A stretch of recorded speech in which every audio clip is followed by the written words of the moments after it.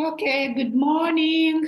It's good to see you again. It's good to have you. I missed you last Saturday, but I had gone for the burial of Mzee, and I want to thank Uncle Sam and Aunt Mole for really being with you guys. I hope your session went well, and I hope that your knowledge on fundraising is increasing.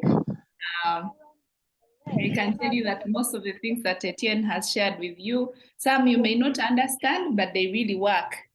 I'll give you an example. For example, on finding a partner who is available, the three key things, right?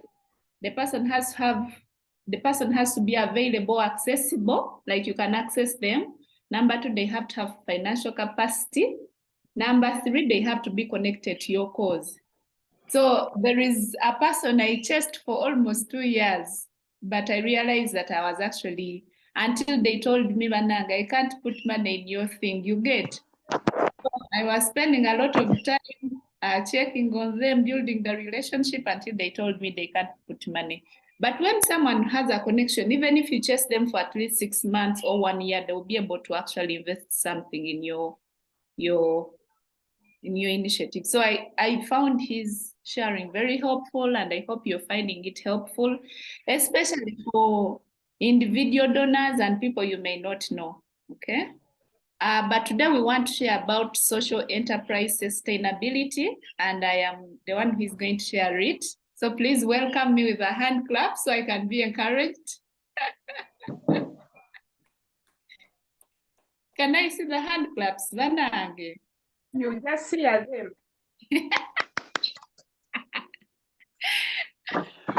Okay, hey, thank you guys. That is really for fun. I was going to say, if you're unmuted, please mute. So social enterprise sustainability. Marcia, yes, please. Marcia, you have a question? She was giving hand clap. Ah. Okay, as you might see my screen, I'm talking about sustainability and what is the current trend in giving to non-profits, social enterprises, and for-profits. There is what we call donor fatigue. So partners no longer want to give non-profits like non-stop, and the reasons are as below. So we are talking about sustainability because in the past, you know, people used to do NGOs and they had partners that would give them money, you know, like constantly.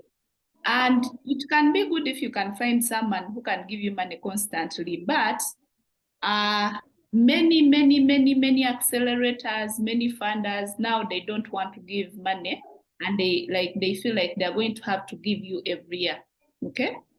But also away from that, why relying on donation is not really sustainable. One is that the economy is really hard, especially after COVID-19, right? The economy has been a bit hard, like everywhere in the world, especially after COVID-19, but also during COVID-19 that we saw a lot of life emergencies like death. A close family member in my family was working with an organization and partners died, and that organization was paying him well. And partners of that organization died during COVID-19. And they laid them off. They laid off like almost half of their team. But it's not only their organization. Many organizations stopped operations during COVID-19 because partners could no longer send money, right? Yeah, so there is also a shift in interest for partners. Today, you might have a partner who is very interested in your work, and tomorrow they find another social entrepreneur or a person or a cause, and it touches them more. Remember, these people have control over their money, right? So they can decide where the money is going to go. They can decide who to give. And then also break down in the flow of work because of waiting on donations. For example, in Uganda, now for people who are from Tanzania and Rwanda, you may not understand, there's a big international agency here called ADH, okay? And they had problems with the government, and the government suspended their operations in Uganda.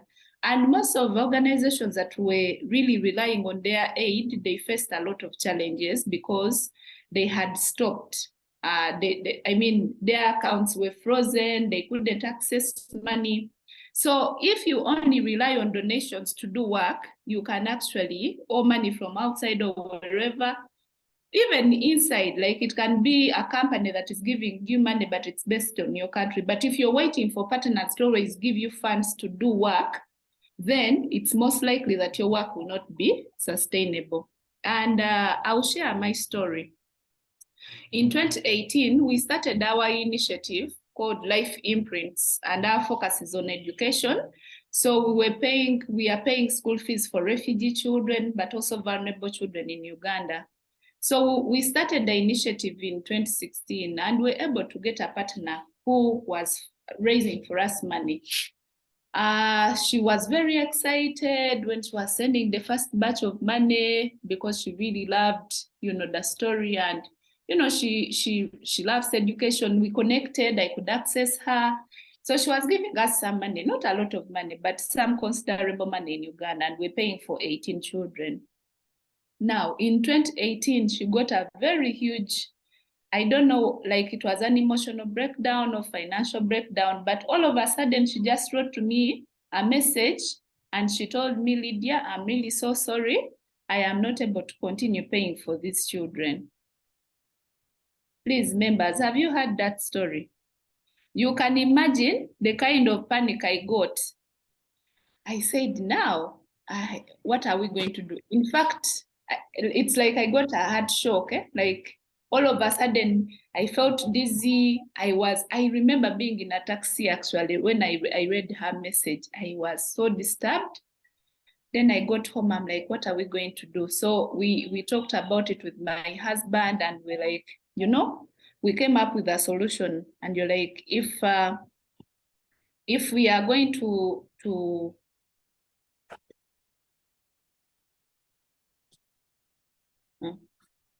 I don't know, is anyone not seeing me?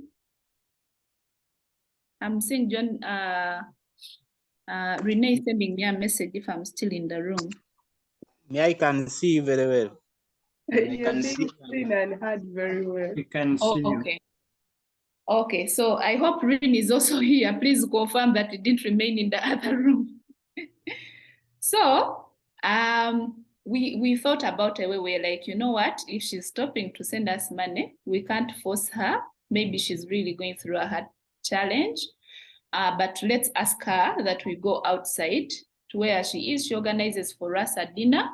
We can raise a ticket here. We can raise some funds. Then for her, we can let her off. That didn't happen. So when we gave her that proposal, she reconsidered because I told her now, my friend, there is no way we are going to tell these parents and children we have given hope, we've been paying for them 2 years, and all of a sudden we are just going to close. It is going to be unfair, it's going to be unfair. It is not going to be good on our side, but also for the children. So she listened, and I think she saw sense. And I think the option we're giving her was going to be a little harder for her, so she decided to continue with us. But let me tell you, that was a rude awakening for us. From that time, we started up thinking about sustainable ways of how to really continue with our work, because we are passionate about education and community. So my husband and I, luckily, had thought about the idea of a school. So in 2017, we had started a school, but for anyone who has started a private school, you know the drama. So we were going slowly. Our school, we serve low-income families, okay? But we want to afford them a quality education. So we have really, really good teachers. Right now, you can see I'm in top class. It's a beautiful class. But we want to afford quality education to even people like border people that are not earning a lot of money, okay? Because there's a gap, like children in Uganda from the rich families go to very good schools, international schools, and good schools pay like from 700, 800 to like 3 million or 5 million or even 10 million for international schools. So that is the gap that we were addressing. So we had started that school, but we also didn't want to stop this program that where we were paying for children's school fees. So we talked about it with her, and then from that time we really started thinking about sustainability. So right now, if anyone gives us money for children to be in school, we tell them about our sustainability model, which I'm not going to share with you. Please, you have to come up with your sustainability model. But right now, I can also tell you that our school, our number has increased to like, right now we have like 110. And for those of you that are in school, especially private schools, you know that parents move, children move, they go to other schools, especially because of, you know, rent issues. They move from one place to another. So that's something that you have to deal with. But there are those who really stay in the community and we are still serving them. So we are giving education to low-income families. At a low income, we charge 300 to 400. And right now, because we charge low fees, we allow our parents to bring in installments. But right now, in a term of 3 months, we are able to make like around 35 million. Okay, so even if the money for donation, like we need money in our school, but even if we don't receive funding or donation from another place, our work can still continue. Okay, that's what I'm trying to say. Our work can still continue. The other program where we pay for sponsorship for children in other schools, it's still continuing, but also we've developed a sustainable model. So right now, again, as I said, even if that friend of ours stopped to give us money, would find a way of continuing. But also we later on came up with a sustainable model for our school that our children in our school pay. We are not sponsoring all the children. We can give like a bursary once in a while. There are those who will come and pay 200, 150, depending on the need, but still they will bring in some money. But also for the sake of dignity, yeah? Yeah. So the critical question that I would like you to ask right now is, if I got a partner interested or connected with my work and was willing to give money to our work, but only once, where or how would I use this money to ensure continuity? Let's assume the money is 10,000 USD, which is roughly 35 million Ugandan money. Let your friends give you ideas too on the best way to invest that money. So we are going to small breakout rooms and we discuss this question. Again, the question is, if I got a partner interested or connected with my work and was willing to give money to my work, but only once, where or how would I use this money to ensure continuity? Let's assume the money is 10,000 USD. Please come up with some ideas of how you can use this money if it's just going to be donated to you once, and let also your friends give you some ideas.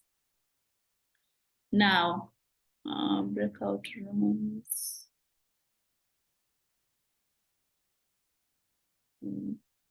So we are going to breakout rooms.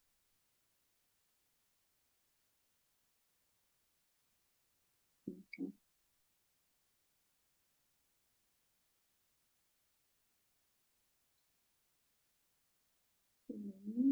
Okay.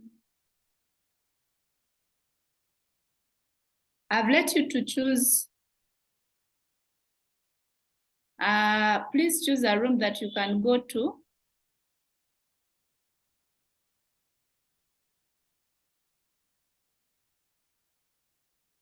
Can you see where you are allowed to go to a room?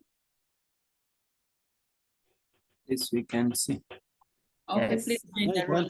Want people go into one room or two? Let me see. I'm now assigning.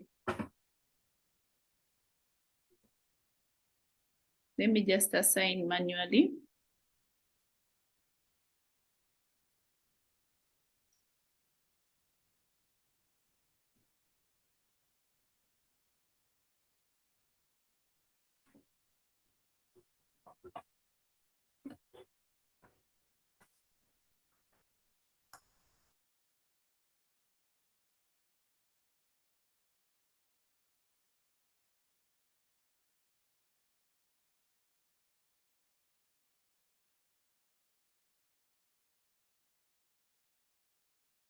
Okay.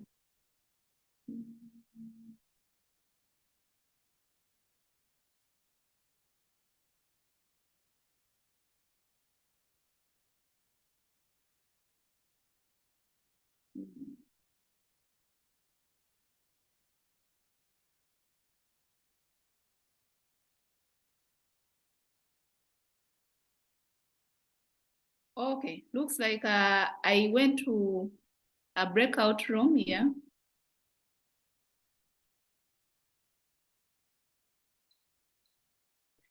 I was here whether it is only me in the room.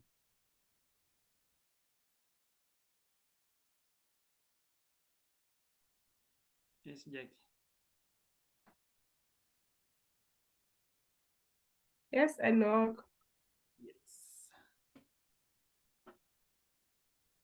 Your volume is too low.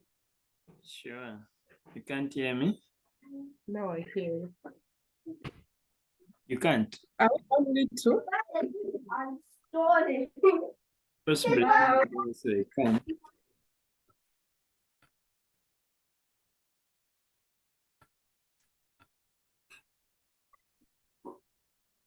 I've got some. Someone, Fabiola, you're welcome. Yes, welcome to guys. Okay.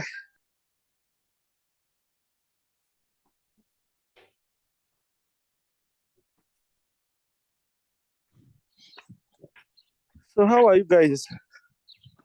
You're doing well, Uncle Sam.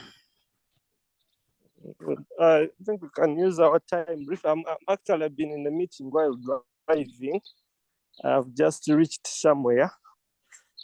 So I want us to do at least a quick one in this group. So we are looking at sustainability and how can we use, if right now each one of us we have initiatives, I understand, and if we are given money or any donations, how can we sustain, how can we spend that money to make sure that it adds value, because it is a one-time grant, and that one-time grant, how are we going to make it resourceful to our initiatives for continuity? I think that is the question, if I'm not mistaken. And I'm just going to throw the question to Enoka. From Enoka, we shall go to Patrick, and from Patrick, we shall go to Jackie. But before maybe we go further, I'll say, I remember I gave some people an example last time. Last year, someone told me, Fred, we have someone we call who is trying to raise for us money from the states in a certain state. So every state we find someone who has bought interest into what we are doing, because what we are doing is not really so different from what Aunt Lydia is doing. So usually what we do, we get what we call ambassadors. Those ambassadors from different states, maybe in the US, we have an ambassador in the US in a certain state and an ambassador in another state. So we got one who told us, I have someone who seems to be a potential partner and would like to make a donation, but I'm not sure whether it's going to be a one time or it will be continuous. And the money was not so much, but it was around like 2,000. Okay, I said, fine. But he is very specific, because he wants this money not to go into construction, but he wants this money to go into maybe feeding children in schools, or maybe meeting the allowances for the teachers. Pastor Patrick, I request you mute your audio. So the money came. So when the money came, however, for us on ground, we knew what was our basic need at that time. What did we need at that time? We were creating a small project, a school that we started around COVID. It is still a small project it is among our new projects. and we needed more structures. We wanted this school to attract more potential parents in the community who can pay some reasonable money, because we help those vulnerable children and the orphans, but at the same time, we were looking into sustainability. So we said we need to beautify the school, put more classrooms and make it nice to attract other people who can afford to pay school fees, bring their children to also benefit from the education we're giving, but in a way, we are going to be earning from them locally. So the money came, of course, but by the time the money came, we had already stocked food with our own money. And also we had another donor who was handling that. And also this one wanted to handle the very same issue. So what we did, immediately the money came, we had to take the money and I paid cement, I brought bricks, I went to the welding man to weld some metals to beautify the small project school. So the whole face of the school changed, and everyone the school looks good. I would like to bring my child here. How much is it? So, and you see now, I just wanted at least to attract people that I know this money is once, but if now it is invested in food is going to be eaten by these children, it will be done. Once food enters the stomach, it is gone. So, but then I knew that if I put on-ground investment, which is going to stand still, or maybe I've added another classroom. That classroom is going to be there for years and is going to benefit more children and more children. And I went that direction. But of course, I knew I had to make a report back to this person because the money was for food. So I had to be very creative, and in a way, I managed to even to make a report for food because we already had food in stock. So we had to make a report for the food. And the donor was very much satisfied that the food is bought because the food was there and the kids were eating food. But his money was not, it didn't go direct to the food project. It went to something that I knew it would benefit sustainability because it was kind of a one-time donation. But surprisingly,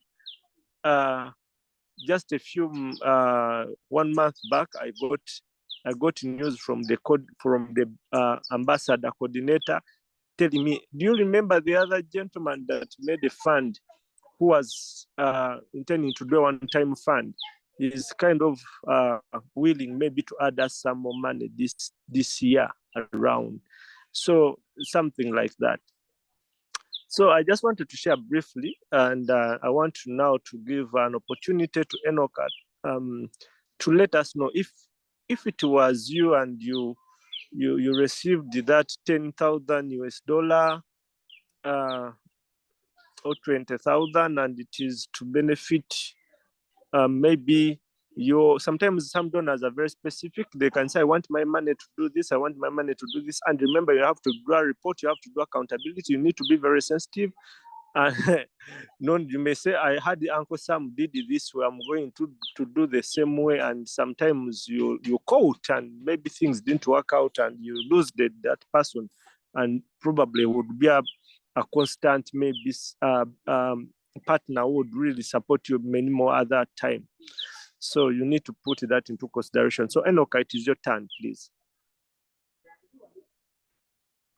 Thank you very much, Uncle Sam. I think you are very right. Sometimes donor donate money that are conditional, but they are not always there to supervise the whole activity. So they just see our sincerity and honest within the reports. So I think what you did was right, and I would definitely do the same, because I will not reject the money, saying that we have enough food in the stock, yet that was his passion. So I will just receive the money and then convert the money he sent in the food that I had bought earlier. Yeah. And considering to the question of Aunt Lydia about what we could use the 10,000 USD donation in order to sustain the project. I think if I have very many parents who want to bring in their kids, I will build more classrooms. And if I'm within the city, I can maybe construct a hall that can Enoch, I'm sorry to interrupt, but then I want you to give us your view basing on your initiative. I understand you are into environment, so I want give us that sustainability in the line of what you are doing, because now for us, until there is into education, I'm into educating children, empowering young people, and community outreaches and everything. But then for you, we know you're into environment. Now you're given money and you are into environment. How are you going to utilize that money? That's what we want to hear from you. Thank you. All right, thank you for clarifying about that. Now, for me, what I had thought of is creating a recreation center, a garden where you can host weddings with a big tent, where you can host weddings, but it is like kind of more recreational center where like tourists can visit, people within the city can come for having fun, play different games, but at the end, pay money. So I had thought of that in a way of generating more money to sustain my work. Yeah, thank you very much. Thank you so much. Thank you so much, Enoch. Thank you so much. Pastor Patrick, please, can you take on? Okay, thank you, Uncle Sam. Thank you, Enoka, also. I like that idea of a recreation center. Now, for my case, we do skills. We give skills. I think I would be trying to find a skill we can do, and we make some people pay, and then from their payment, we can find a way to sustain the project. Now, my worry is some of these things are risky ventures. When you want to do them, like any other business, it is a risk. So I'm just wondering what to do, but the time is telling us to leave now, and I think go back to the room, to the main room. But that's what I have at the moment, if I can say. Uncle Sam, are we together? Few minutes to Jack, just at least in 2 words. Jack, we are sorry. I think time is limited. Jack, you can say something. It's okay. I would invest the money in the skilling center because I really want to start up a skills center to extend skills to the community, and in turn they will pay something little.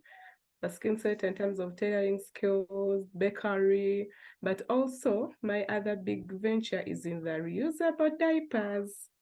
So that could also help me fetch money to invest in the pads project. Thank you.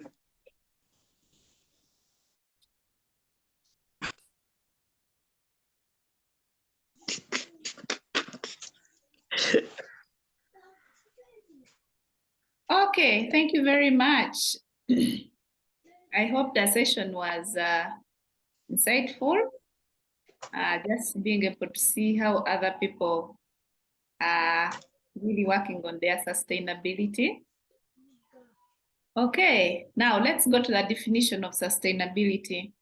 I really liked this definition, and the author of this definition is called Marcus Cortez, and he's worked with non-profits. He's a consultant with non-profits.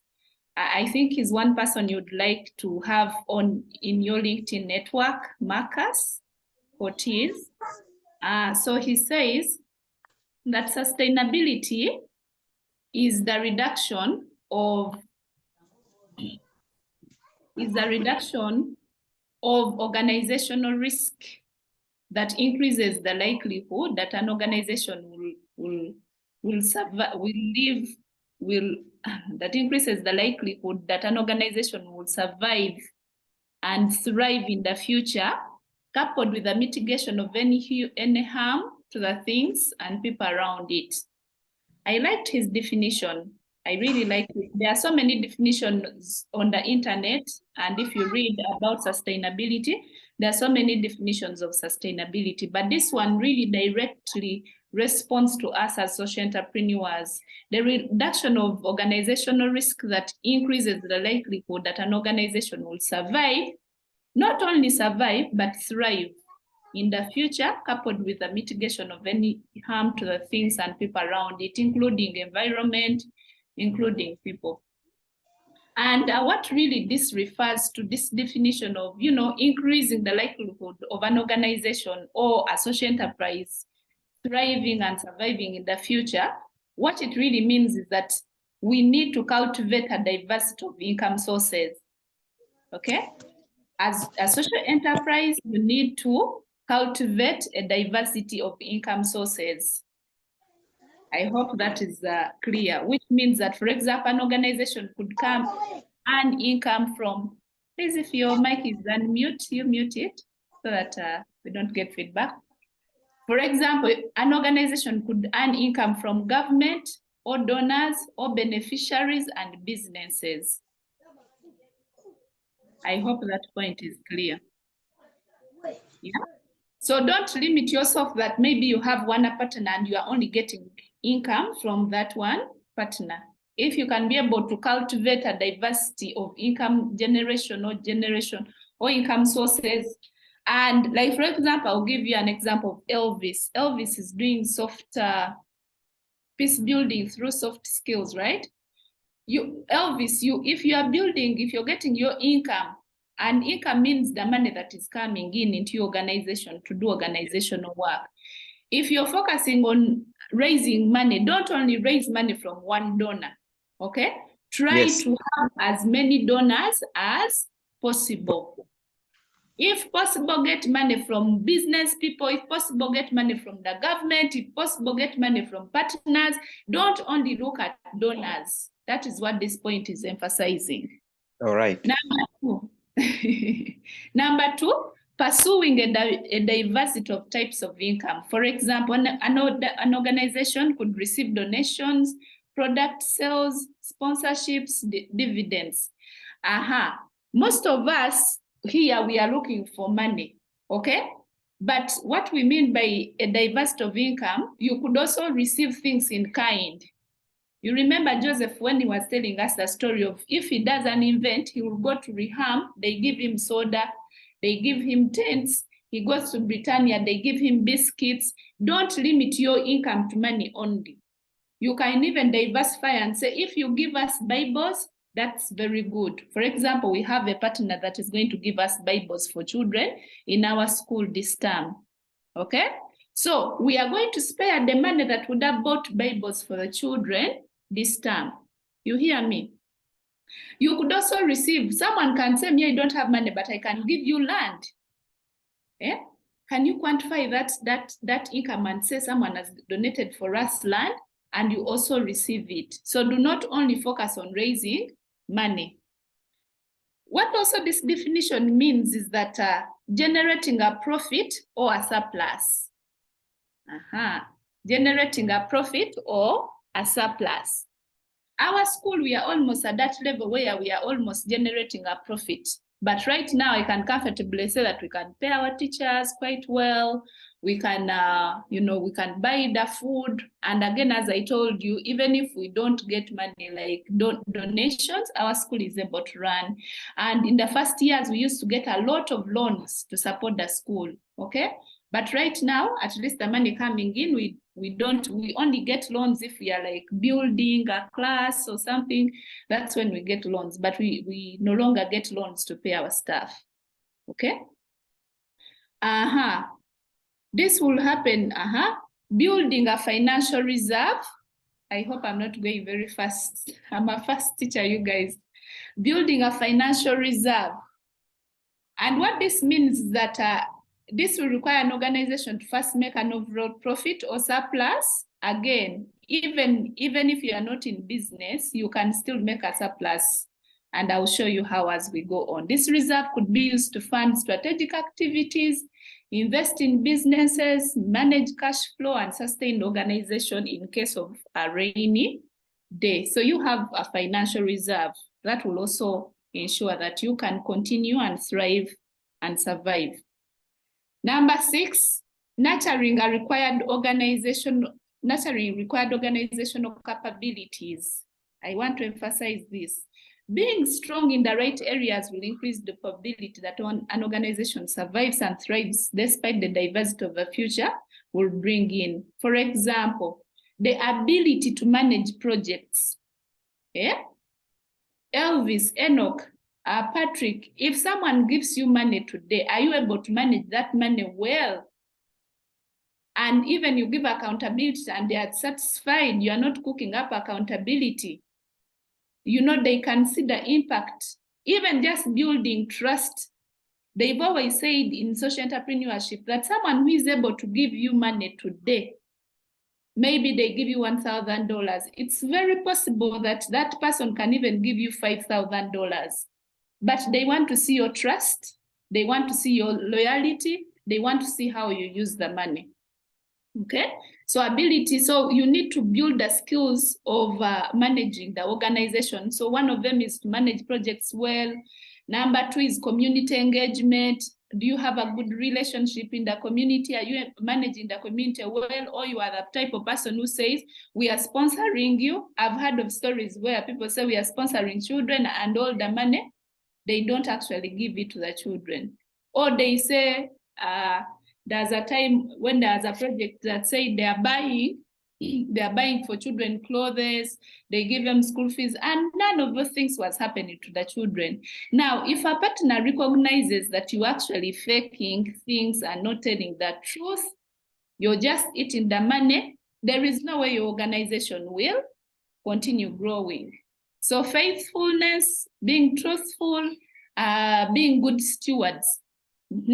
Building a brand, which we already talked about through Nathan, building your personal brand as an organization, as an entity, then packaging products and measuring impact. Yeah, how you package your product. Is it really attractive? Can it bring in more sales? Okay, so nurturing the required organizational capabilities is also another way you can continue surviving and thriving. Next, which is number 7. What also that definition means and what we have to keep in mind is keeping your key staff is engaged is very important. Keeping key staff engaged is very important. Staff should ideally feel motivated and loyal to their organization and willing to use their initiative to help move it forward. Do you have staff that are really committed to your cause? Like they will do work even without you being there, without you supervising them. These are people that feel called to that place. So you keeping your staff for longer time is something that will keep your organization surviving.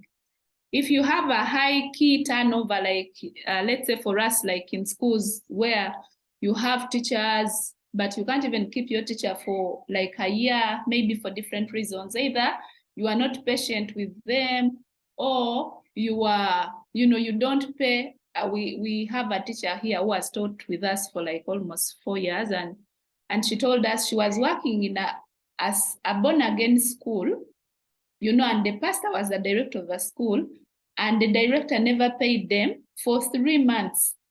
until the husband told her, Mnange, you stop teaching because now I have to give you transport to go to work, even feed you, and there's nothing that is coming out of that organization. So how do you care your staff? Are they motivated? Do they love to do what they're doing? Are they loyal to you?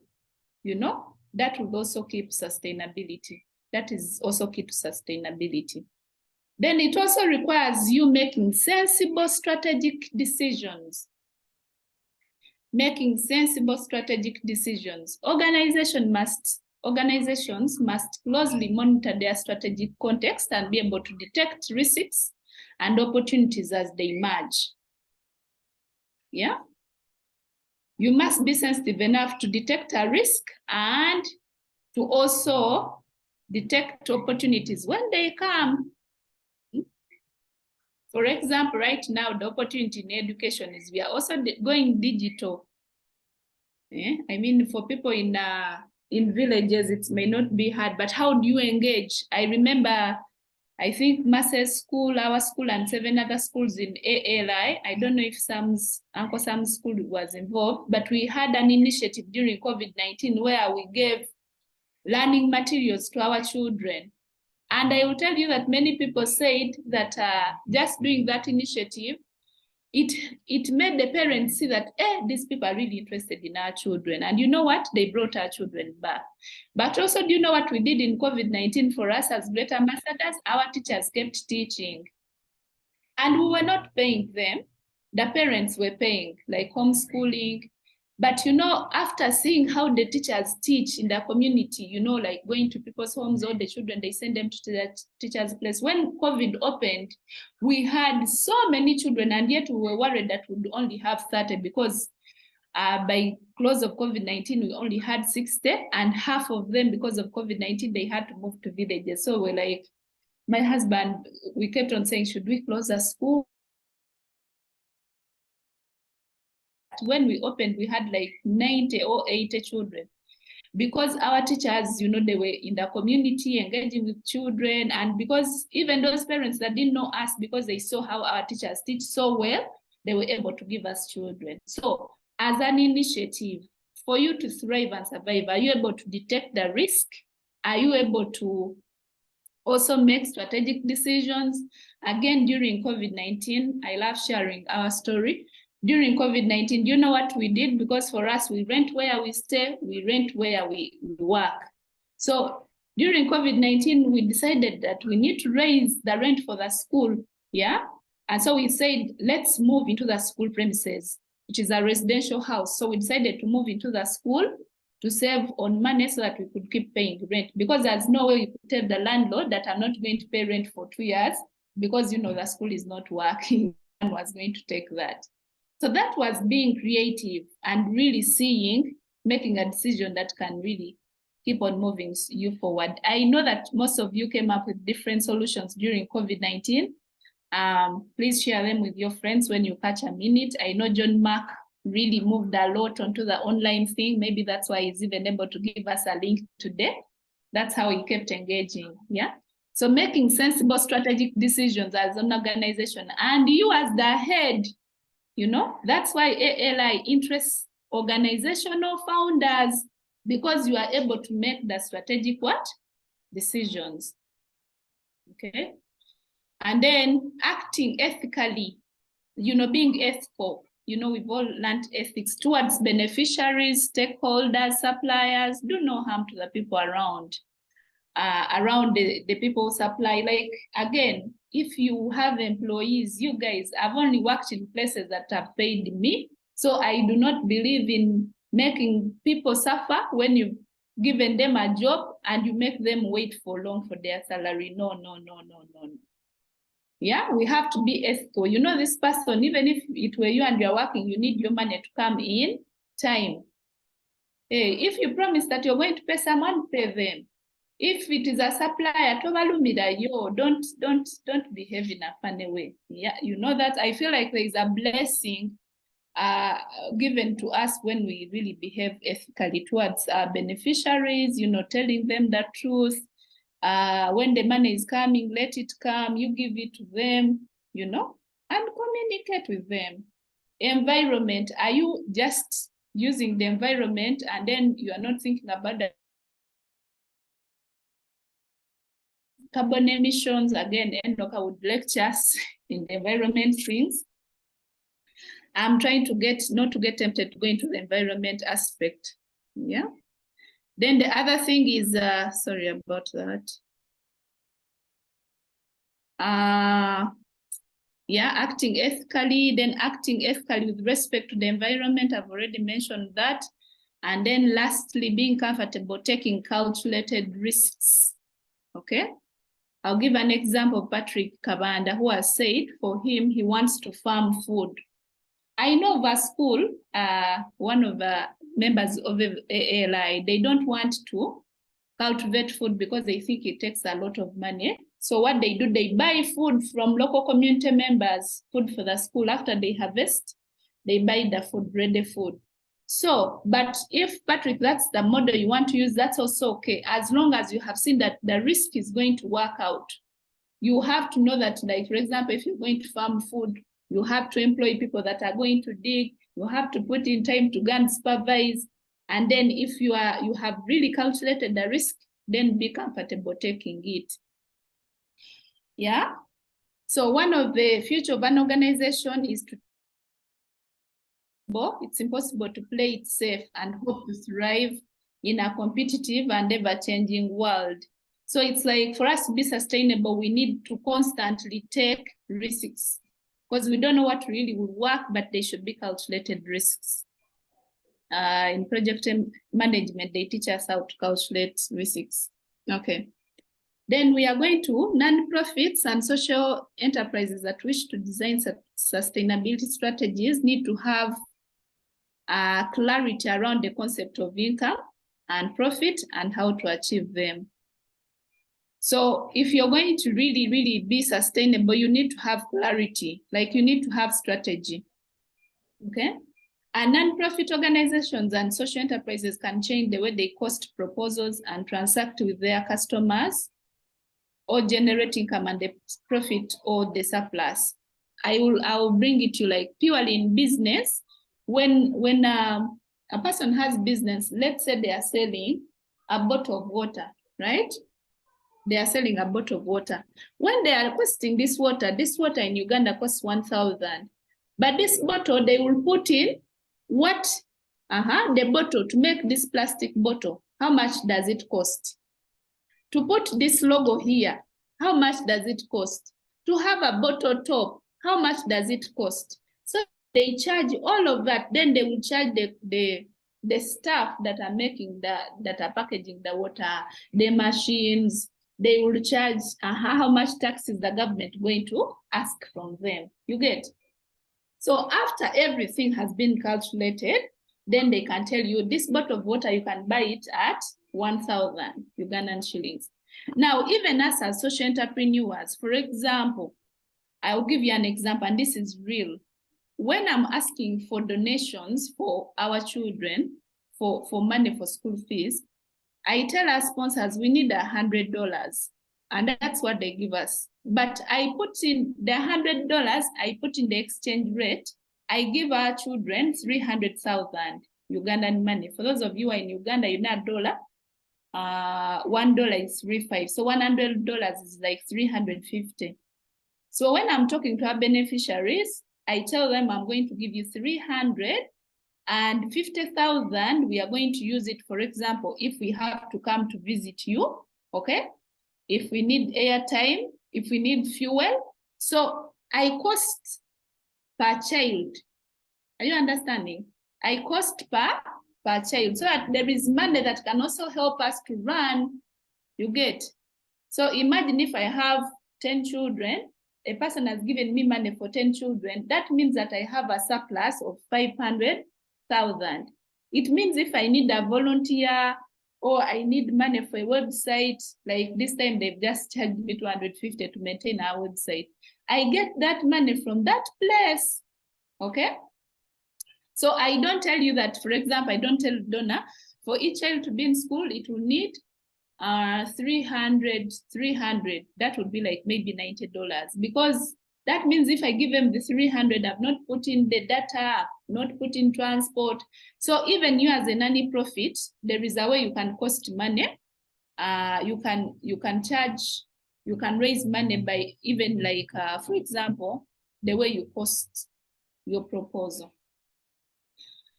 So the first issue is also to really know that, to demystify the myth that income generation and donations are separate and utterly different.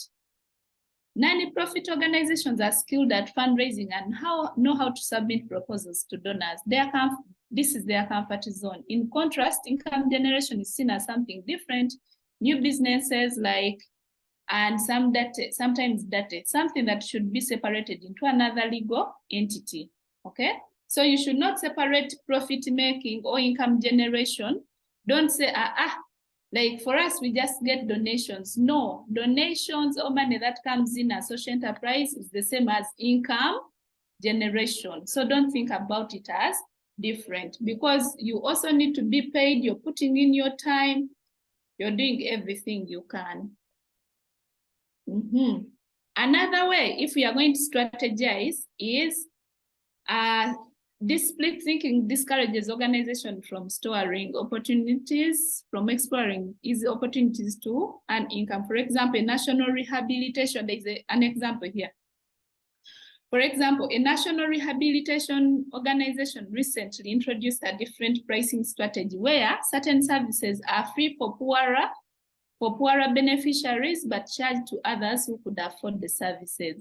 This opportunity was in its reach and did not require the establishment of side businesses, additional legal entities, and etc. So Mark gives us an example of, you have opportunities, but because you think Bananga, you should also just be giving out charity. I'll give an example this time, Flora. Flora, you are helping children that have hearing problems. But not all children who have hearing problems come from poor families. Yeah? Not all those families cannot afford to buy those hearing aids. So the strategy you could use is that you can raise some money to buy hearing impairments for those children who really do not have money, like they are poor. But you could also decide to say, maybe we are going to sell these hearing aids to parents or families that have money. That money can actually even help you to pay for those ones that are poor. And I'll tell you, even in our school, it applies. There are parents who come and you see they can afford. Those are the children those are parents that are paying up to 450.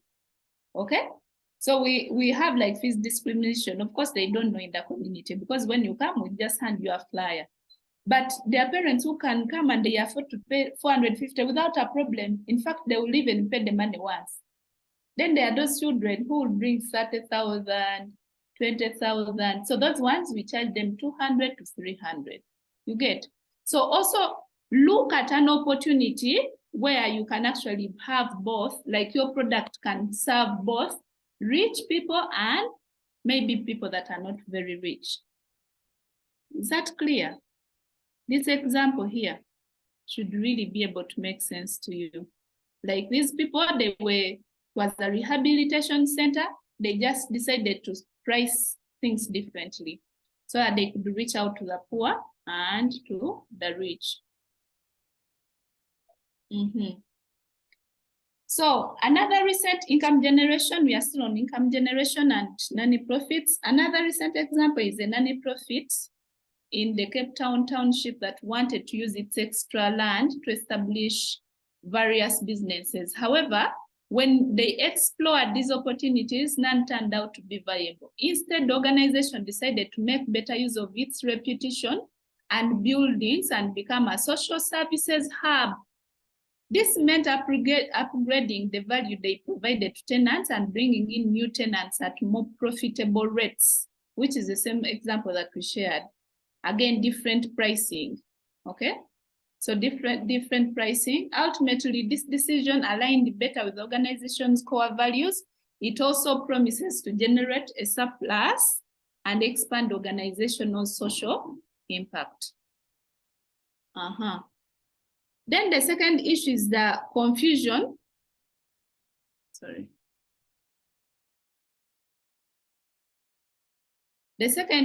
So the first one was really confusing about income and donations, really not really wanting to separate it and whether you should do a business or not.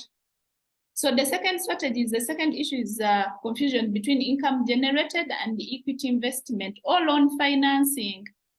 I told you at the beginning, for us, we're not scared. We got loans to put in the school.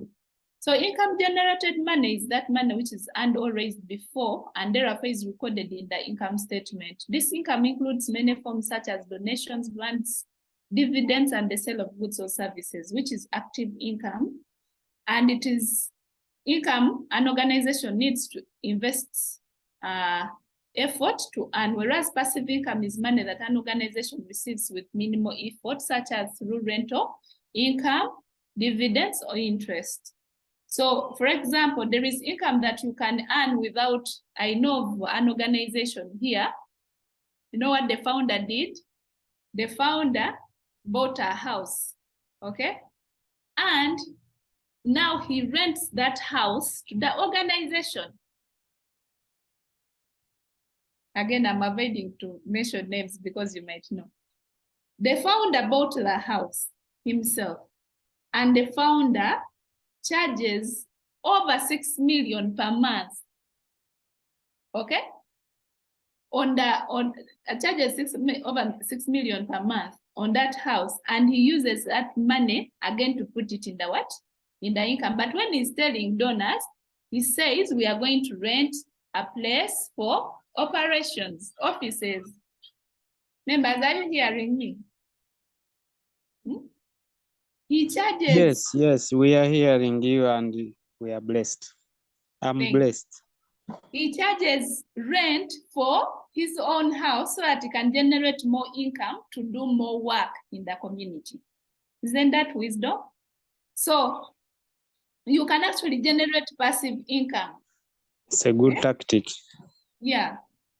You can generate passive income where you don't have to start a business, because sometimes people worry we don't have enough time putting in a lot of things. For example, if you have a school van, Patrick, you can say maybe this van during holiday time, if it's like a taxi, it can actually work on the road. And those people, they pay you that money, you can use it actually to buy land, if it generates more land, and then you can even build staff quarters for your teachers. Okay? Yeah.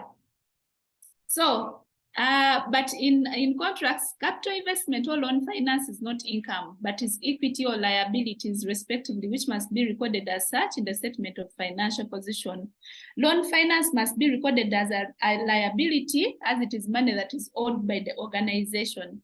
Equity investments occur when someone seeks to earn a return on their investment. I don't know if you've heard about equity financing. I've also just come across it recently, but equity financing is, for example, when there is an accelerator called NSSF accelerator, they will come and give you 20,000 USD, and they are not asking you to give them money now. They will give you like 10 years to work with that money. Then maybe after 10 years, if your business makes profit, you can give them some profit, or they sort of have a share in your business. So if you ever hear that there is an opportunity for equity financing, you can go for it. It's just that you will have to give away some shares of your initiative, of your organization to those people. Okay?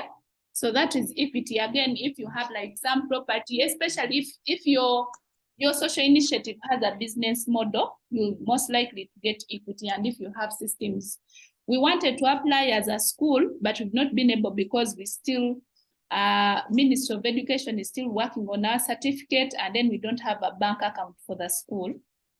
So there is no way they could give us money, but we had almost qualified for 20,000 USD. And if they give us that money, for us, we wanted to buy the van, because it's not money that is you're going to pay immediately, or even you will not have to pay like the 20,000. They just want some profit maybe after 10 years. So equity financing is also a good way of finding money and continuing to work. It is important for an organization to be clear on what it's aiming to achieve and pursue appropriate sources of funding. It may not be appropriate to pursue equity investment or loan finance when the organization should be focusing its effort on generating the income it needs to cover its ongoing costs. Okay, so equity financing shouldn't be like, and loan financing shouldn't be money for salaries, but it should be money for that you can use, like maybe buy an asset. Yeah. Then the third issue on clarity also relates to earning a profit or surplus, which arises when income earned from activities is greater than the true and full cost of these activities. These surpluses or profits can surprisingly sometimes be donors, businesses, and governments departments also expect non-profit organizations to work at discounted rates without any surplus being generated. This is also another myth, okay? Like you are not supposed to earn a profit because you are a non-profit. No, you can make a profit, but what they require you, the government requires you to put that money back into the business, okay? Or use it for the business. For example, if you say that you built apartments, but it is for sustainability of your business, you are supposed to put the money that you get from rent back into the business. Otherwise, if you don't put it, it will be treated as something different. So there are 3 ways you can cost a non-profit organization to earn a profit. There is what we call unit costing. For example, the cost per workshop, which I have shared. For me, I've shared cost per child, okay? Then you can, cost per workshop, again, you can put like venue will cost this much, but each of those you sort of put in some little extra money so that that money can come back to you. It is not really a lie, but you can put in some extra money if you're donor. You can also talk to your donor about it. Then outcomes-based funding, for example, the cost per child successfully rehabilitated. I think that's an example, like for our school, like a child to go to school in a year, we need $300, but I've told you we'll get like 150 out of that 1 million, and then the rest we shall give to the child. Charge out rate of all consultants. This is another good thing. If you are in service, John Mark. I am listening very well attentively. Yes, I want to ask you a question. Your work, the way you do it is also almost like charge out rate or consultants costing. For example, I know that you had to go to the homes in Cornerstone. You have to have a fixed amount of money you charge for that. Or when you went to Patrick's school and maybe you do a debate, you should ask for some money. Of course, now Patrick is your friend. If you did it for free, that is okay. But you can do that work like consultancy, and then that money brings, like what you earn out of that, you put it in your work. I don't know if I've made that clear. Okay? Very clear. For example, right now, I am facilitating a session here. When a facilitator comes here, we pay them money as ALI. Now, I am the coordinator. I may or I may not pay myself.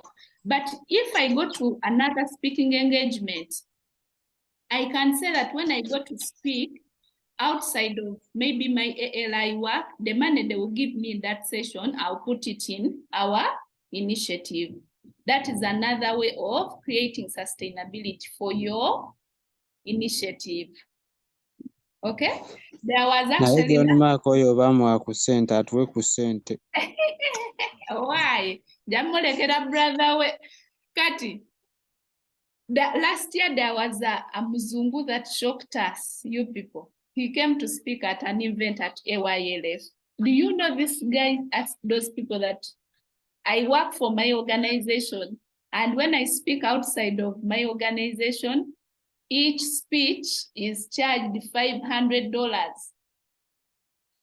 And the guy said he was like a big person. He came to speak at the National Prayer Breakfast and they were going to give him a lot of money. But guy refused to speak at AYLF and said, Every speaking engagement has to be paid, and they paid him $500, 1.5. I'm even bringing up an example. You see Etienne, our facilitator, yes? So Etienne, we are going to pay him a handsome amount of money for these fundraising sessions, for the 3 sessions he has said. But these consultants he puts this money back into his initiative, SINA. And that money facilitates the activities of SINA. So he's not taking this money for himself. So guys, that's another practical way how you can raise money for your initiative. Okay. Strategy for, since good strategy requires clear thinking and precise terminology, it is worth listing potential sources and forms of income.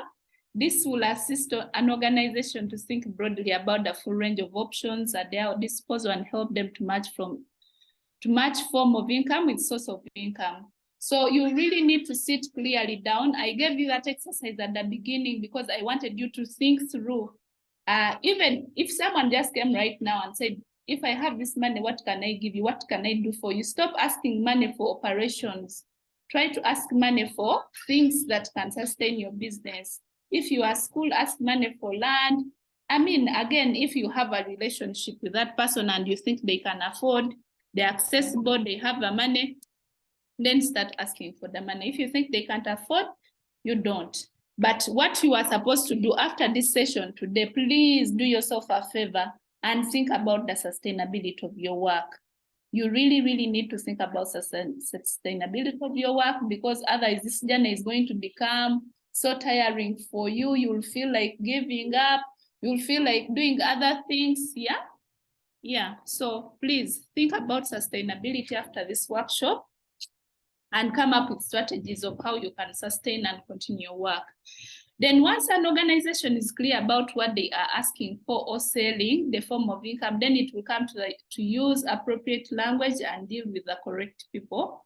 Again, as I've told you, if you are deciding to farm food for your school or buying from farmers cheaply when the harvest is on, any can work. There is nothing like one size fits all. We can all come up with different strategies. Then legal forms. I want to talk about legal forms. So many organizations think that you can't engage in businesses or what, but whatever happens, like for example, our organization is called Life Imprints, okay? It is a company limited by guarantee. But for the school, since it's a bit for profit, we had to register the school. But on our website, if you go to our website, you'll find the school, you'll find the sponsor. They are like programs now. So the school is a program, the sponsorship project is a program, the mission think is a program. So all those will be programs, okay? So you can work on the legal papers for the school or for the business when you have already thought through about what you are going to do. Income and profit emerges from how an organization transacts with its customers. This approach will require organizations to learn new skills, practice new habits, and adopt different mindsets. Now, this is another place where we are supposed to engage with each other, okay? What did you observe about the social enterprises we visited or that you have seen in relation to sustainability? Let's do that. Let's do this here. Let's not go into small groups. What did you observe? I've been doing a lot of talking. When we visited Mr. Enoch in Ginger, and we visited, almost all of you know Cornerstone, and then we visited Mr. Nalera Ronald. What did you observe? Hello, John Mark here. Yes, John Mark. Okay, for Mr. Enoch, it was surprising that one of the things he does is he cuts the costs. For example, he will be the driver of the ambulance. He will do almost everything around to cut the costs. So that is the one.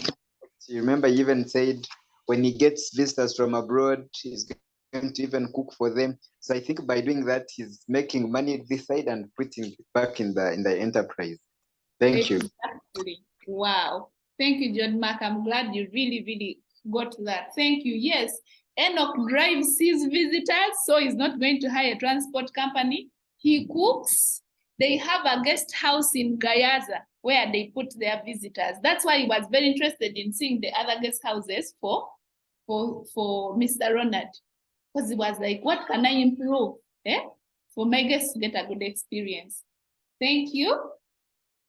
Thank you, John Mark. Anyone else?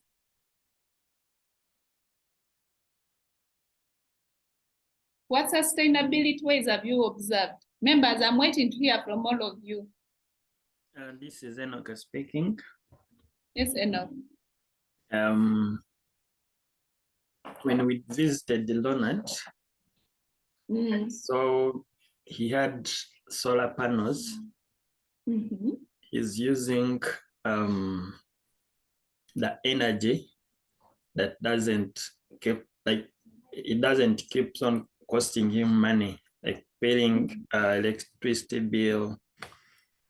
And I think that is part of sustainability. Awesome. Wow. I hadn't even seen that actually. Thank you, Enoch. And it is environmental friendly. Yeah. Thank you very much for that highlight.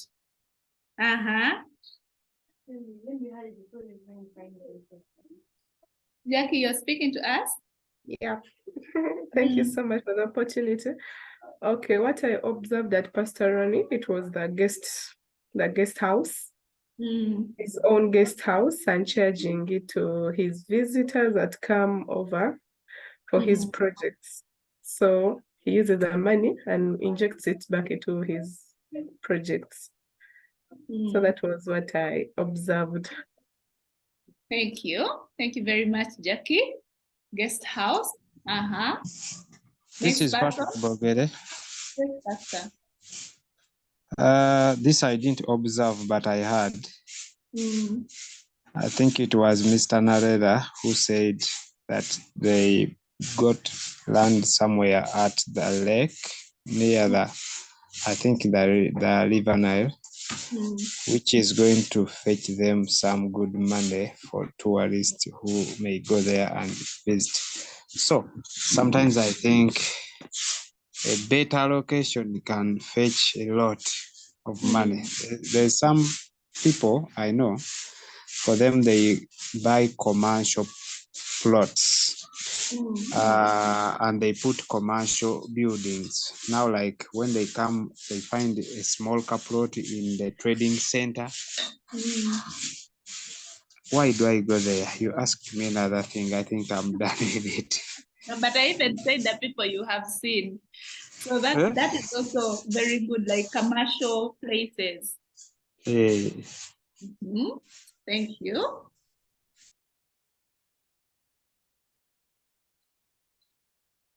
Next, I'm waiting for everyone. Or you could even share your experience, like what you do.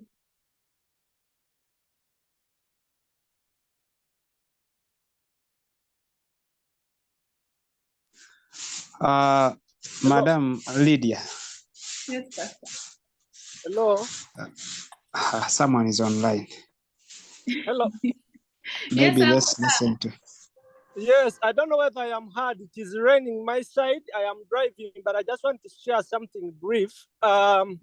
Usually when I'm to host visitors that come to help and work with us, we made a decision, I and my wife, we say we believe we are a host family for these people. So we make sure that we host them and stay with them in our home. And we instead of spending this money in the hotels, we make sure they eat the same food we eat. If we are eating kalo, they'll eat kalo. If we are eating maogo, they'll eat maogo. We connect with them, but also they pay some money towards the bill. The money they would have paid in the hotel, that money would be spent and remain with us. So that is something also very good for me. Now, Uncle Sam, how do you talk about that? And and they don't see you as business, making business out of them.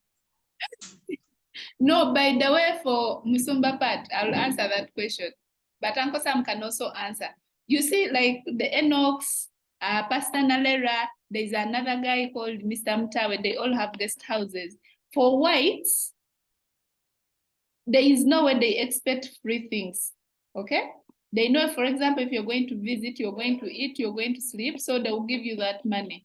Even if you offer free accommodation, they feel like it's weird for someone to have accommodation for free. So I know it's a bit hard even for me, like how could I do that? Like because of our host culture, but for them it would be very okay. Oh, thank you so much. Maybe, I think Auntie that Lydia, is good. maybe to add on that, they definitely they will have to ask you to let them know when I come, where am I going to stay? How about the meals? How about everything? Of course, you have to answer them. So what I did, I had to state 2 types of accommodation: hotel and host family. So and then you let them to know that host family is with people locally and all that kind of stuff. So it's kind of an adventure for them and they get to explore. Yeah. Thank you, Uncle Sam. Anyone else who has not shared? Flora, Foster, what did you guys observe? Elvis, Fabiola, Mercy, Barbara, Renee. Oh, we were just there taking selfies. Hello, Yes. everyone. Yes, Patrick. Yes, just like Uncle Sam said, I don't know where he is, but even here it is raining so heavily. So I even find it hard to hear some of the things, like for Jackie, I was not hearing her well. But Sorry. what I observed is that to have continuity in my initiative, I need to put up some things that will help me to cut some of the costs. And I saw that with the school we visited. They are not renting. Yeah. They are putting up staff houses. That means they will get good teachers. Even the dormitories, and even the dormitories were big enough, the classrooms were big enough that they can get as many children as they can. So we were discussing in our group, and Uncle Mark said we should try to build a brand. And when you build a brand, it is easy to get, for example, if it is a school, if you build a brand, it is easy to get more children that can pay for themselves. So if I have staff quarters, I have land where I can do farming. Now there is an ongoing school milk program. I don't know if you've heard of it, where the government wants all the children in the school to be taking milk. So if I have my land, I was thinking about getting like 2 cows. I'll be able to give nutritious food to my children. And those are the things that make people who come to pay for the services happy. They get good education, good feeding, and you can do all that at a low cost if you have some of the things put in place. Wow. Well, Madam Lydia, to me, I've heard you have mentioned my name, so I should have to share a bit what I've observed, especially at the first time we visited that big hospital at Jinja. The first thing that I keep on, maintain the sustainability to that hospital, I have seen that man, the way he treats his workers. Because I don't know the way he has maintained the better relationship. I don't know with his workers, because I remember he told me that what I did, what I'm doing for me to make sure that the people are working for me is just to love, and I'm treating them in a very good way. And even the issue of making decisions, engage them, keep engaging them, you know. But to my side here, maybe like the way I'm trying to have sustainability, I always do this. I'm trying to keep on developing my network. I keep on sharing what we call security updates in each month. I keep on share to those embassy, whether Swiss, the Intermediate Embassy, whether it is UK Embassy. I keep on maybe like share with them those security agencies. I mean, security updates for them. They are very interesting to have such kind of information. And I've gotten, a call yesterday that Elvis, we are coming to Mtwara. We want to visit your local initiative, and also we want to meet with some youth. But what is it coming from? Through those updates that we keep on sharing to this embassy. So that's why I keep on maintaining my sustainability by airing out those security updates. Thank you so much. Interesting. Wow, wow. Great. Marcia, you wanted to share? We'll just end with you. Yes, I can share something. What we are doing. So our school is in a village setting. Most people are farmers. They crops, and then they don't have much employment. Not very many are educated, the parents. So they do casual work. Raise money through bricklaying, some raise money through gardening. So it is easier for me, like this term. And I'm planning for now August season. This season that we are, I want to have a very big garden where I can harvest maybe like more than a sack of beans, or maybe very sacks of maize. And I am having these people come on ground to help. Then I also got a parent who is having land, is not using it to get money to pay at school. And he's willing to let it. So I say, now for me, give me this land, let me be using this land, and then your kids can be in school as I'm using this land, at least for a year. So then I get the parents that are in debt, that I've been demanding my school fees from, they come and dig it. So they are helping me clearing it, digging it. Then I plan when it begins raining, like in August, I call others whom are still demanding my money, school fees for last terms. They come and help me to plant.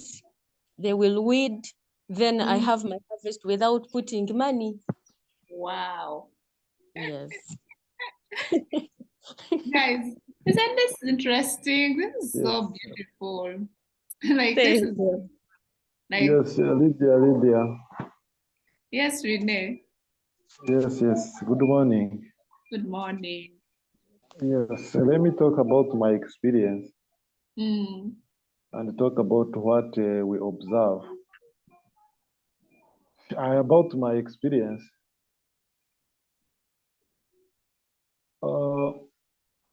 it is not easy to work with the community,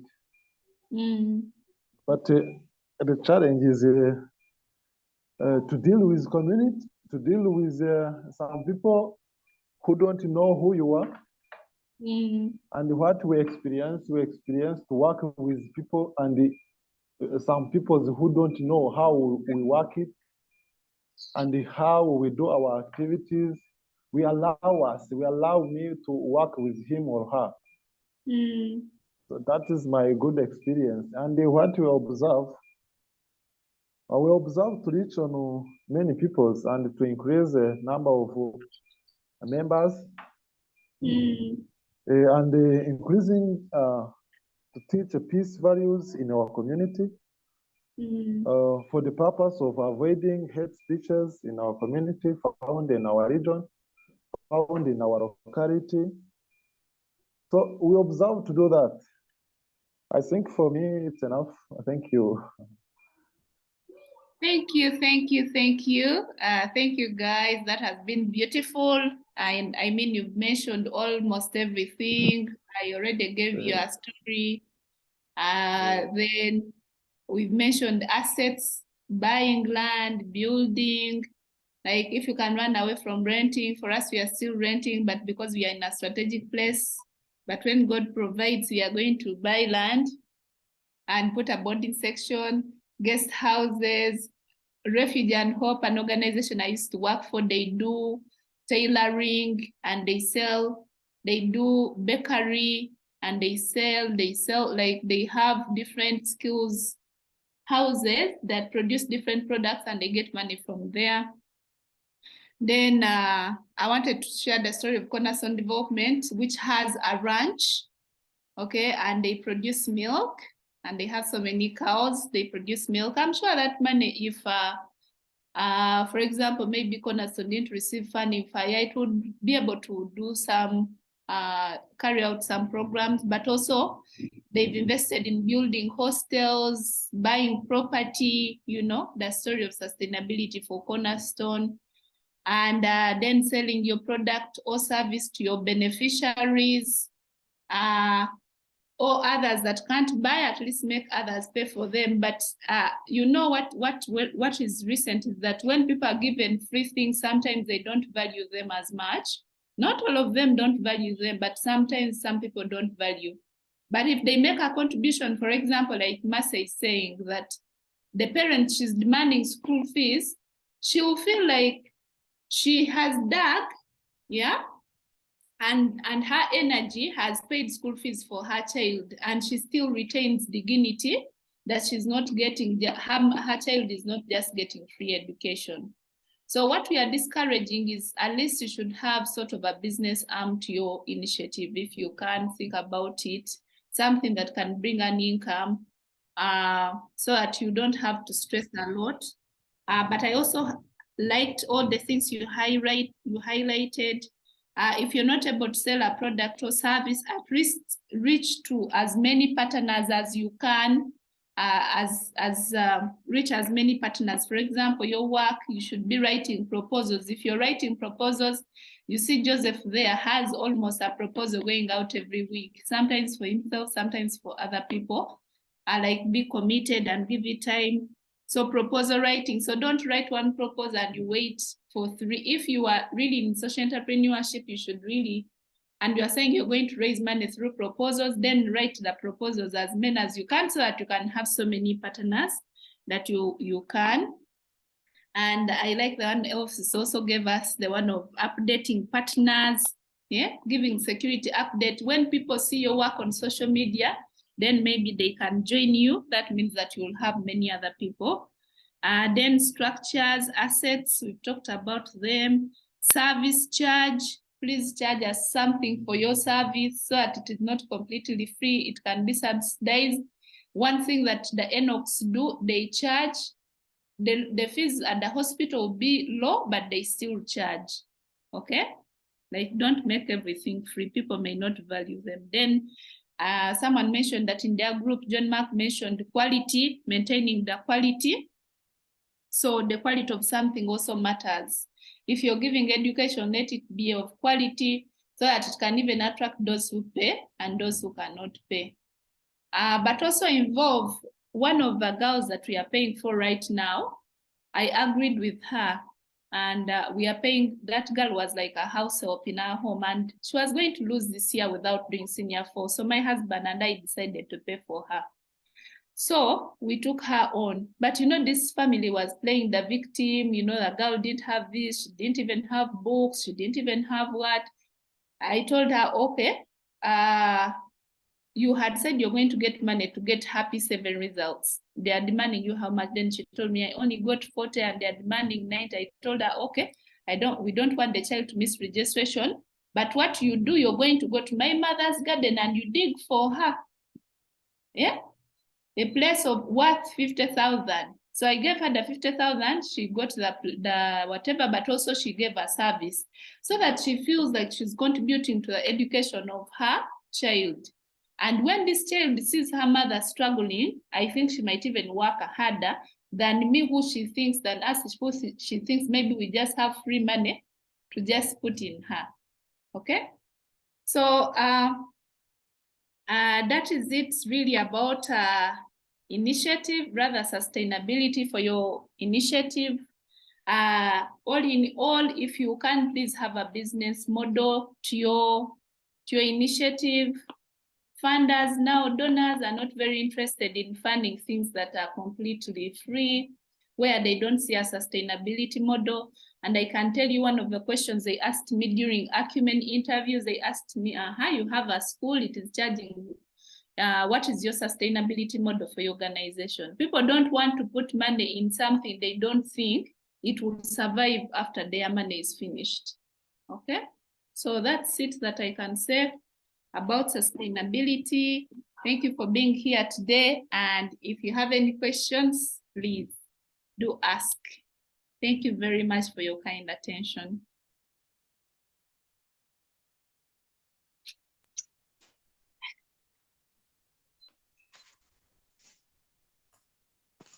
Thank you so much, Madam Lydia, for the sharing. It was interesting. Sure, I've been blessed, by the way. For me, I want to ask this question, especially based on sustainability, on how to sustain things in your community. For example, sustainability can just categorize them in two things, whether material things and non-material things. Is it? I don't know if you can hear me. Sustainability can be divided maybe like in two terms, whether material things and non-material things. Is that right? Or sustainability can be defined. No, not defined, categorized or termed in two things.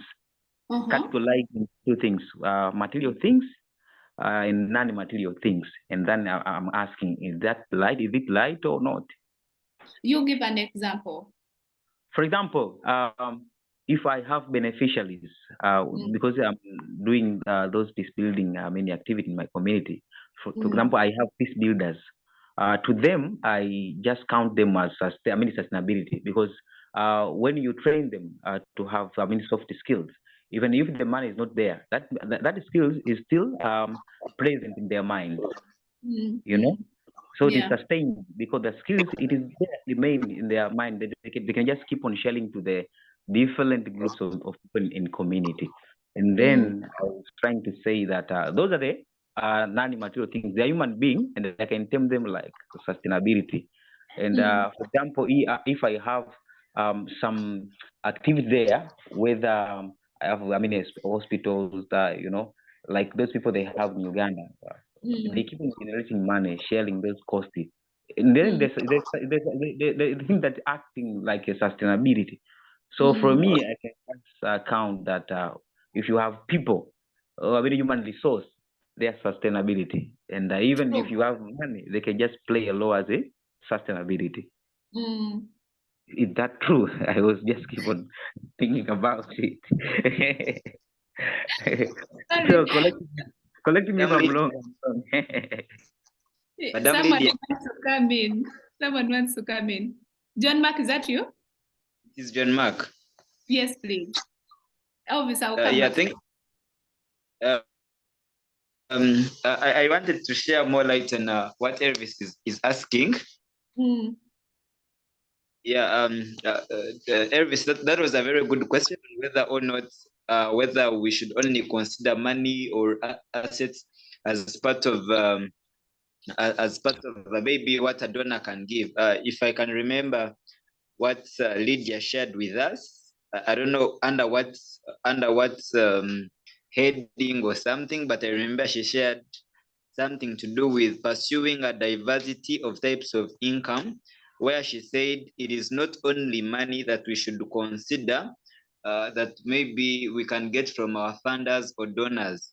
She said we could have some people could offer money, others could have land, others could have maybe books, others could, depending on maybe what they have at the moment. So it is okay and it is right to have different donors giving you different maybe items, as long as they are helping you in your initiative. That is my submission, adding on what Lydia said. Thank you. Yes, thank you very much. Thank you very much, John Mark. I also want to add on John Mark what you've said and respond to Elvis. Elvis, I totally agree that sometimes, like, for example, you may not have sustainability in buildings, but the people you've trained, okay? And for example, so one of the sustainability for education is the children we educate, because we like to say that they can steal away everything from you, but no one can ever steal away your knowledge that you have in your head, okay? Everything, you can lose everything, unless, well, of course, if you get an accident and you get dementia, but no one will steal away the knowledge from you, okay? Because it's not a tangible thing, it's within you. So Elvis, it is very good that you have sustainability in terms of like the people you have trained. That's very, very good, okay? But then what we are asking, what if those people, they leave Mutwara and they go away? Or what if they go to Mozambique? Then what happens? Don't you want to do more work? Don't you want to do more work in the community? Don't you want to build more peace builders? If your organization closed down right now, yes, you have a peace builders. Can they carry on the work you're building? Yes, it might be true. Maybe 30% that maybe they'll be interested in carrying out your work. But what we want to focus on is, while you build those people that you have trained, that would be very good. Continue building those people you're training, but also continue thinking about how much expansion you want to have as your work. You want to train more peace builders. You want to make sure that maybe away from Mtwara region, I don't know if I'm saying the right name, away from Mtwara region, you want to even expand. There is conflict in DRC. There is conflict in Kasese, in Uganda. Do you want to only end conflict in Tanzania? Okay, so maybe think about the spectrum of your work, how far you want to go. Then I think that will think. So the reason we're emphasizing money is because, you know, without, they say that impact drives income and income drives impact. Without income, you may not be able to drive impact also. Yeah, so we want you to be able to have more money to do the work that you are doing, but we also don't want you to just focus on donations and things like that. But I like what you say, that you are raising more donors. Yeah, you're creating awareness, so that means you'll get more donors who are going to give you money. If you can widen your scope to even have more people or more sources of income that can enable you to do your work, that would be awesome. But right now, what you're doing is sustainable. Yes, the peace builders you have created, they will build more networks. Yeah, and that is the trap that most of us are facing in Africa, is that we have initiatives, but because we do not have a lot of money to continue doing our work, sometimes our beautiful work comes to an end and it dies. So whatever you decide to do it, if you're building more connections, as long as there is cash flow and income that will help you to continue doing your work, it is very okay, whatever you decide to do. Thank you, Elvis. If I can, excuse me, if I can also say something, yes, just Patrick, to ask a few questions. Number one, I want to ask Uncle John Mark, how can you be John and at the same time Mark? That one I'll get to understand later, maybe. Then another, I would want someone to throw more clarity on the issue of equity. That is, I think you talked about it from NSSF, that kind of stuff. How do you get to know where to find it, how to get it, something like that. Maybe another thing I can say. Sorry to say, you will excuse me, but let me just whisper this. Can church also be a sustainability something for my project? No, don't laugh at me. I'm just trying to make all means to get to my destiny, to our destiny. So, yes, please help me from there. Let me stop there. Interesting, Musumba. The word of church has killed me. So, so Pastor Byogero, I'm going to answer the question of equity, but I'm also going to ask you to read about it on Google. But equity, simply put, is money that you get. Like, there are people, let's say Barbara is interested in your initiative. Okay? Barbara is interested in your initiative. She doesn't have the time to do what you are doing, but she's really interested and she wants to put an investment. She doesn't want to give you donation. She wants to put an investment. So the investment that Barbara puts will attract a dividend or will give her profit in the future. Okay? You can agree on a period of time. Okay? And say maybe after we are at a starting level, but maybe after 5 years, we think that we'll be able to make a profit. Okay? So she's not giving you a loan. It is not a loan. You don't have to pay back that capital that Barbara is giving you, but you will have to give her a profit sometime in the future. Like you can give her maybe 10%. You get? So the difference between equity and loan is that equity, you don't have to pay back the whole amount, but you will have to give a certain amount of shares. Okay? For example, our school, we all need, me and my husband, 50%. Okay? Each one of us owns 50%. If we want, for example, NSSF to come and give us money, I can say I'm going to give them 50% of my shares and my husband gives them 50%. So in 5 years, if we make profit, when we are sharing the profit, for example, if we make 10 million in this is 2023, in 2029, we make 10 million. It means I will get 4 million, my husband gets 4 million, and NSSF will get 1 million. Because we share the interest according to the amount of profit. Now it has started raining my side also. Is that clear, Msomba? Yeah, clear, but with a lot of calculation, so I have to be calculating. Sorry, I'm now not hearing as much because of the rain. But also, yeah, the rain has started. So I'm also saying that for a church, I don't know what others think, but you can also, I don't know if you want the church to help you to be sustainable. You want the church to be sustainable, or you want the church to help you create sustainability. That's a question that I didn't get, but I think that you can ask members, for example, to contribute to your initiative. Okay? Again, I don't know if you want to make the church sustainable or you want the church to help you sustain your initiative. Those are two different questions, and I don't want to attempt to answer if I'm not very clear. I think the church will help to sustain the initiative. The other project that will be yes. That and I have to teach more about giving. Yes, teach more about giving, but also share with them the need.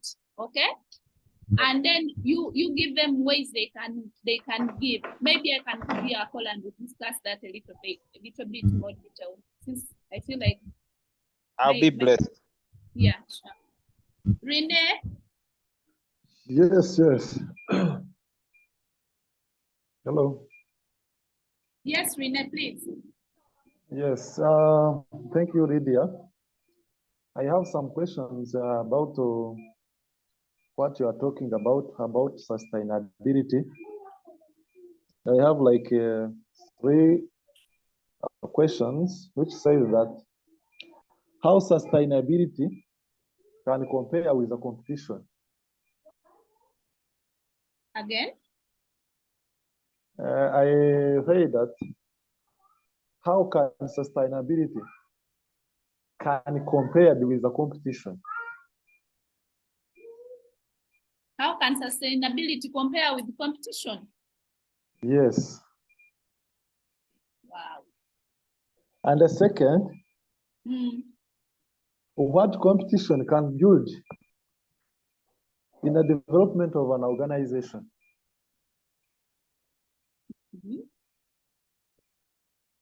The third one is sometimes competition is needed in our organization.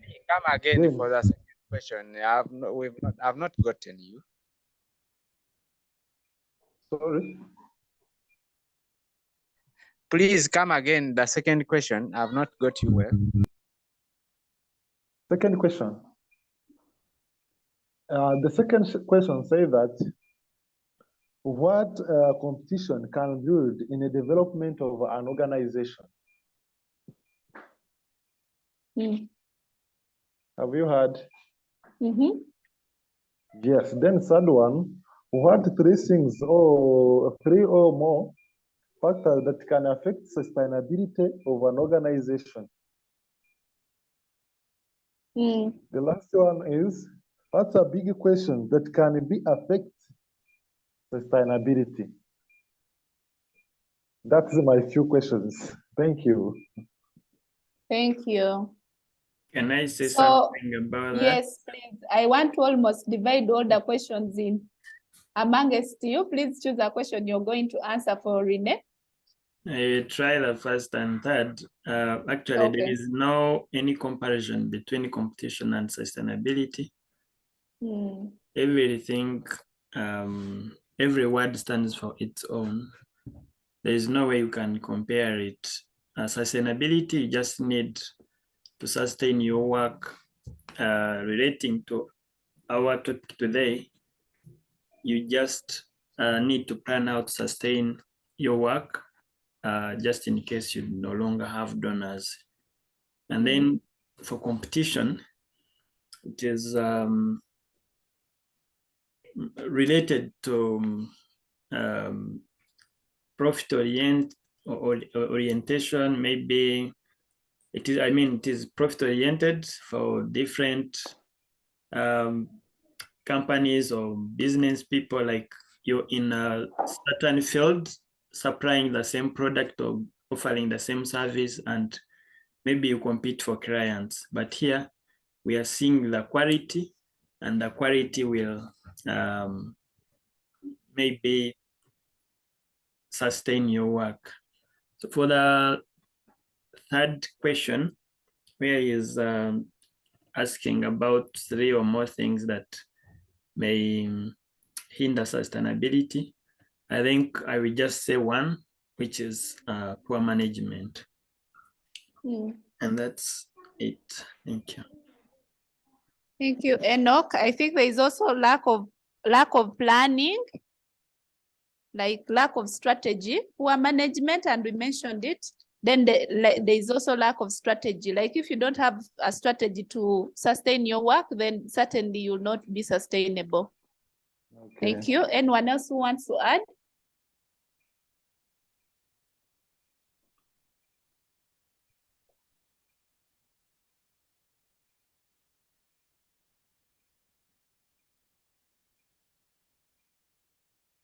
Anyone else who wants to add?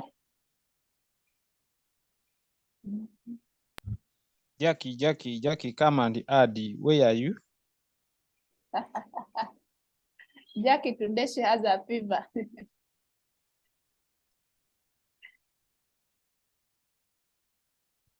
Rin, but have your answers at least been, sorry, your question's been answered a bit? Yes, Jackie, you can go ahead.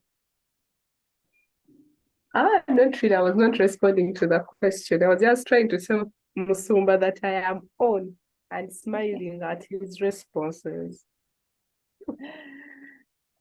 Okay, members. That has really, don't know if anyone has another question, but we are coming to a close of our session today. Thank you so much for your time. Let's think sustainability. Let's think income. Let's increase income. Let's increase a connection. And do not get tired. We are almost concluding. In fact, I think the Saturday first, we will have 2 sessions on Zoom, and then we'll conclude our sessions. Next week, we shall have fundraising for pitching, and then the other week, we shall have 2 sessions. That's human resource building, and then communication. And we'll call it the end of sessions, and then we'll start mentorship, which is also an interesting, where we shall be getting into practice. And I will be asking you now, it will not be like, hey, what is sustainability? Bichi defining. Now I'll be asking you, tell us the strategies that you are putting in place. Yeah. Maua said Maua had an engagement this morning, so he got an excuse, but he should have let you know. So thank you, guys. Thank you, friends. Thank you for being here. Have a wonderful day. Enoch, shall we get our recording from you? Yes, please. I'm sharing it immediately after this. Okay. Thank you. Thank you, everyone. Facilitating. Have a good day, guys. Good day too. Thank you.